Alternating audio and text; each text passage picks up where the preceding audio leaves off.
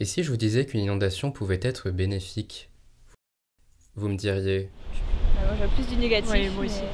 Même si ça peut peut-être créer aussi un élan de solidarité, premier abord, c'est quand même très négatif. Catastrophe naturelle, Montée des eaux.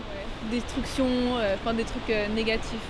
J'habite à un endroit qui est inondable, donc c'est un risque pour moi, bien sûr. Petite angoisse annuelle, la perte de ma maison, c'est un peu dramatique. Je suis inquiet. lorsque l'on pense aux inondations, la première chose qui nous vient en tête, ce sont les images de catastrophes, de morts et de destruction. Côté histoire, dans les récits hébraïques, l'inondation est la punition divine par excellence.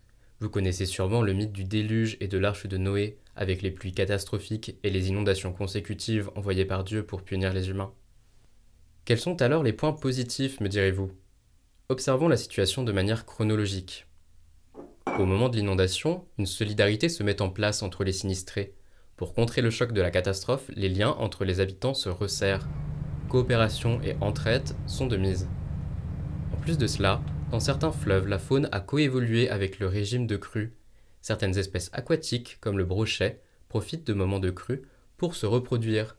Les zones de ponte étant de petits amas de végétation, sont alors plus faciles à trouver. Plusieurs semaines après l'inondation, la restauration des zones urbaines touchées commence à être mise en place, créant ainsi une nouvelle source d'emploi à moyen terme.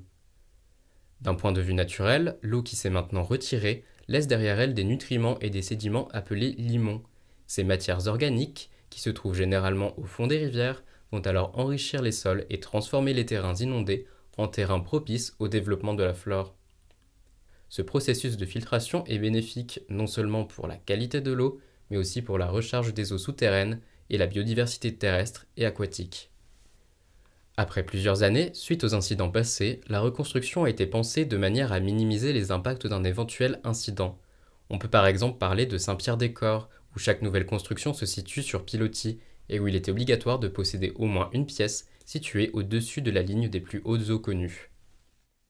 En plus de cela, les crues créent ce que l'on appelle des milieux pionniers. Il s'agit de terrains sans aucune végétation essentielle pour certaines espèces comme l'hirondelle de rivage qui creusent des nids dans les berges des cours d'eau, comme la Loire.